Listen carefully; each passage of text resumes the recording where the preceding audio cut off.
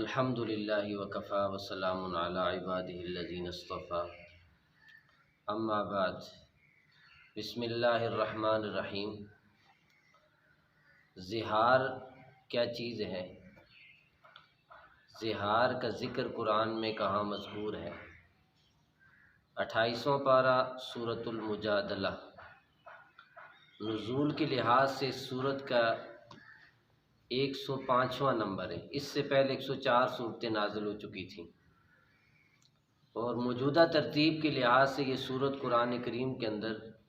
58 number پر آتی ہے۔ اس کے اندر زہار کا ذکر ہے۔ زہار کہتے ہیں تشبیہ دینے کو،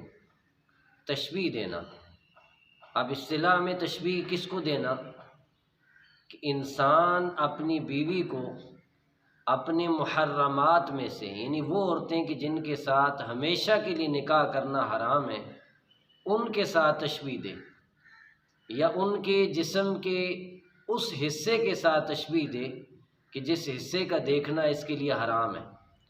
مثال کے طور پہ کوئی اپنی بیوی کو کہے کہ تو میرے لیے میری ماں کی طرح ہے،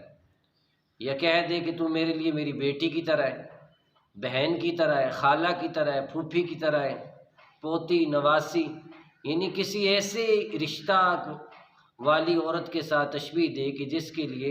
اس کا نکاح ہمیشہ کے لیے حرام ہے، یعنی بیوی کو یہ کہنا چاہ رہے کہ میرے لیے بمنزلہ ماں کے ہے تو۔ اور اسی طرح یا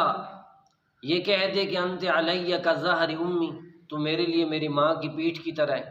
پیٹ کی طرح ہے، ران کی طرح ہے، یعنی جسم کے اس حصے کے ساتھ تشبیہ دینا کہ جس حصے کا دیکھنا اس کے لیے حرام تھا۔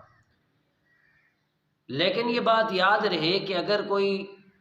انسان اپنی بیوی کو تشبیہ دے ان عورتوں میں سے کسی عورت کے ساتھ جس کے ساتھ نکاح حرام ہے،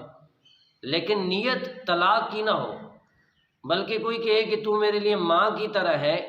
یعنی جس طرح ماں کا مزاج ہے، مزاجن ماں جیسی ہیں، یا قد کاٹ اور شکل و صورت میں ماں جیسی ہیں، یا غصے میں ماں جیسی ہے، یا بہن جیسی ہے، شرمیلا ہونے میں، نخریلا ہونے میں، کسی ایسی چیز میں تشبیہ دے کہ جس کے ساتھ تشبیہ دینے میں کوئی حرج نہ ہو، تو اس صورت میں بھی طلاق واقع نہیں ہوتی۔ یا ایسے حصے کے ساتھ تشبیہ دے کہ جس حصے کا اس کے لیے دیکھنا جائز ہے، یہ کہتا ہے تو میرے لیے میری ماں کے سر کی طرح ہے، تو ماں کے سر کو دیکھنا بھی جائز ہے، کوئی حرج نہیں۔ ماں کے ہاتھ کی طرح ہے، ماں کے پاؤں کی طرح ہے، تو گویا کہ زہار تب ہوگا کہ جب اپنے محرمات میں سے کسی عورت کے ساتھ تشبیہ دے اور نیت طلاق کی ہو، یا اس حصے کے ساتھ تشبیہ دے کہ جس کا دیکھنا اس کے لیے حرام ہو، تو اس صورت میں زہار واقع ہو جائے گا۔ اور زہار کا حکم کیا ہے؟ ابتدائے اسلام میں بھی اور اسلام سے پہلے بھی، اگر کوئی اپنی عورت کے ساتھ زہار کر لے، اس کو یہ بول دے کہ تو میرے لیے میری ماں جیسی ہے، یہ ماں کی پیٹھ جیسی ہے، پیٹ جیسی ہے، تو بیوی حرام ہو جاتی تھی، ہمیشہ کے لیے حرام، اور یہ طلاق ہوتی تھی۔ اب سورہ مجادلہ کا لفظ مجادلہ کیوں آیا ہے؟ یہی نئے حکم کے شان نزول کا ذریعہ ہے۔ مجادلہ تجادل لفظ پہلی آیت میں قد سمع اللہ قول التی تجادلک۔ مجادلہ یا جدال کہتے ہیں لڑائی کو، اصرار کرنا اپنی بات منوانے کے لیے۔ ایک شخص تھے صحابی رسول اوس بن صامت رضی اللہ تعالی عنہ، یہ حضرت عبادہ بن صامت کے بھائی تھے رضی اللہ تعالی عنہ کے۔ ان کی بیوی تھی خولہ بنت ثعلبہ۔ اختلاف ہو گیا بیوی کے ساتھ، ہمارے ہاں بھی گھروں میں ہوتا ہے، ان کا بھی ہوا، لڑائی ہوئی، اور ان نے غصے میں بیوی کو کہہ دیا کہ انت علیہ کظہر امی، کہ تو میرے لیے میرے ماں کی پیٹھ کی طرح ہے، یعنی جس طرح ماں کی پیٹھ کو دیکھنا حرام، آج کے لیے جو ہے نا تو میرے اوپر حرام ہو گئی۔ یہ روتی ہوئی آپ صلی اللہ علیہ وسلم کے پاس آئیں اور آ کے پوچھا یا رسول اللہ وسلم اب اس مسئلے میں کیا حکم ہے؟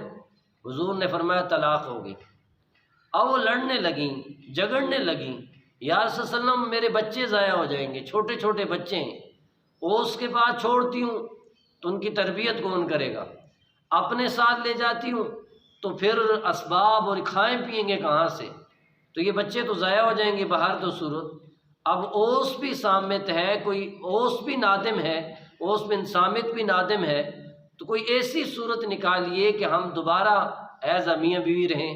حضور نے فرمایا کوئی صورت نہیں۔ اب وہ لڑنے لگیں، جھگڑنے لگیں، اس ادا کا بھی اللہ نے ذکر کیا۔ آخر میں مایوس ہو کر اللہ سے شکایت کرنے لگی کہ میں اپنے اللہ سے شکایت کرتی ہوں۔ تو اللہ نے حضرت جبریل کو بھیج دیا اور نیا حکم بھیج دیا۔ آپ الفاظ پہ غور کریں، قد سمع اللہ، پہلی آیت اللہ تعالیٰ فرماتے تحقیق اللہ نے سن لی، قول بات، اللہ تھی اس عورت کی بات تجادلک کا جو آپ سے جھگڑا کر رہی تھی، وتشتکی الی اللہ، اور اللہ سے شکایتیں کر رہی تھی، واللہ یسمع تحاورکما، اللہ تعالیٰ آپ دونوں کی گفتگو کو سن رہا تھا،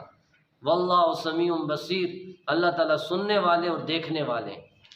اب اللہ تعالیٰ نے نیا حکم دیا کہ الذین یظاہرون من نسائہم، وہ لوگ جو اپنی عورتوں سے زہار کرتے ہیں، اپنی عورت کو کسی محرمات کے ساتھ تشبیہ دے کے حرام کرنے کی کوشش کرتے ہیں، ماں جیسا کہہ دیتے ہیں،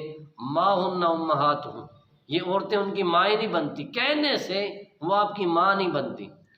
ان امہاتہم الا اللہ ولدنہم، ماں وہی ہے جس نے تمہیں جنا ہے، باقی یہ جو ہے نا جو بات تم نے کی ہے یہ بات بڑی غلط کی ہے۔ اور آگے اللہ تعالیٰ نے جو ہے نا اگلی آیت میں باقاعدہ جو ہے نا اب کفارہ بتا دیا کہ اگر کسی نے زہار کر لیا ہو اور جو ہے نا وہ بیوی کی طرف لوٹنا چاہتا ہے تو اللہ تعالیٰ نے فرمایا کہ اب وہ کفارہ ادا کریں۔ والذین یظاہرون من نسائہم، وہ لوگ جو اپنی عورتوں سے زہار کرتے، ثم یعودون لما قالوا، پھر لوٹنا چاہتے ہیں اس بات سے جو انہوں نے کہی ہے، تو وہ کیا کریں؟ فتحریر رقبۃ من قبل ان یتماسا، بیوی کو ٹچ کرنے سے پہلے سب سے پہلے گردن چھڑائیں، غلام آزاد کریں، چاہے مرد ہو عورت ہو، چونکہ آج کل غلامی کا زمانہ نہیں ہے،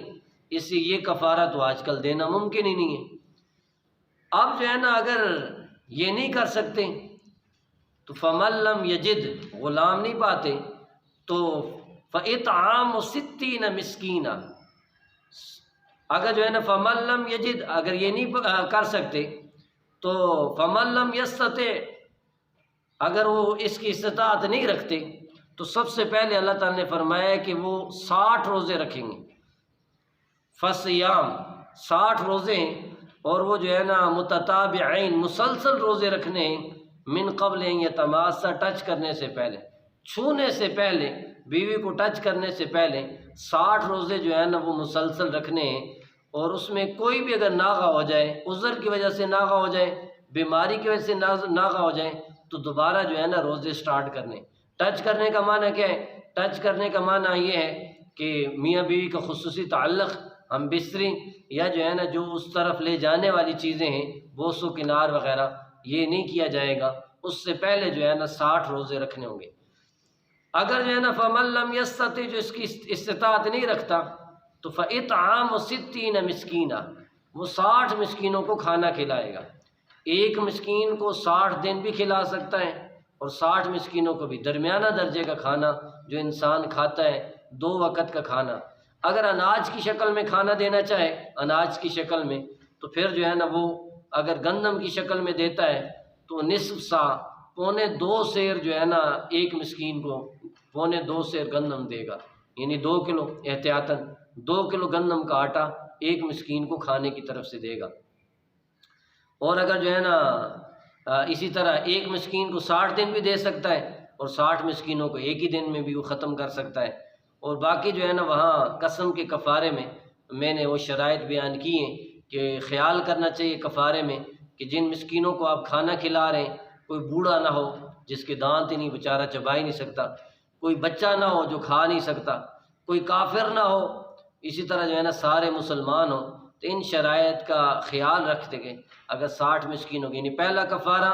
گردن چھڑانا، جو کہ آج کل نہیں ہے۔ اگر جو ہے نا یہ نہیں کر سکتا تو پھر 60 مسکینوں کو 2 مہینے روزے رکھنے، مسلسل 60 روزے رکھنے۔ اگر جو ہے نا اس کی استطاعت بھی نہیں رکھتا تو پھر تیسرا درجہ یہ ہے کہ وہ 60 مسکینوں کو کھانا کھلائے، جیسے کھانا کھلا کے فارغ ہوگا تو اس کی بیوی اس کے لیے حلال ہو جائے گی۔ یہی تھا زہار، اس لیے اللہ تعالیٰ نے فرمایا کہ ذالک لتؤمنوا باللہ ورسول، یہ نئے حکم ان کے لیے جو اللہ اور اس کے رسول پر ایمان لاتے ہیں، یعنی وہ زمانہ جاہلیت کا حکم تھا کہ جب بیوی ہمیشہ کے لیے حرام ہو جاتی تھی، اب ایمان والوں کے لیے اللہ نے نیا حکم نازل کر دیا ہے۔ آگے فرمایا وَتِلْكَ حُدُودُ اللّہ، یہ اللہ کی حدیں، جیسے انسان کی ایک ملکوتی زمین ہوتی ہے جس کا وہ مالک ہوتا ہے، اور جو ہے نا ملکیتی زمین اس کی ایک حد ہوتی ہے، ایک لمٹ ہوتی ہے، جیسے اس کو کراس کرو تو ظلم ہوتا ہے، اسی طرح یہ اللہ نے لمٹس رکھی ہیں، ان کو جو ہے نا کراس کرنا یہ بھی ظلم ہے، اور ان سے آگے نکلنا یہ جرم ہے۔ اس لیے فرمایا کہ یہ اللہ کی حدیں ہیں، ان سے کمی بیشی آپ نہیں کر سکتے، یعنی کوئی اپنی طرف سے حرام کرنا چاہے، زمانہ جاہلیت کے حکم کو باقی رکھنا چاہے، یہ بھی ظلم ہے، اور کوئی کفارہ ادا نہ کر کے اور جو ہے نا اس کو طلاق ہی نہ سمجھے، کوئی چیز ہی نہ سمجھے، یہ بھی ظلم ہے۔ جتنا جو اللہ نے جتنی رعایت دی ہے، جتنی مقدار میں اجازت دی ہے، اتنا ہی عمل کرنا اسلام ہے، اور اتنے عمل کرنے والے کو مسلمان کہتے ہیں۔ اگر کوئی کافر ہے تو وَلِلْكَافِرِينَ عَذَابٌ أَلِيمٌ، کافروں کے لیے دردناک عذاب ہے۔ اللہ تعالی ہمیں دین کی سمجھ نصیب فرمائے۔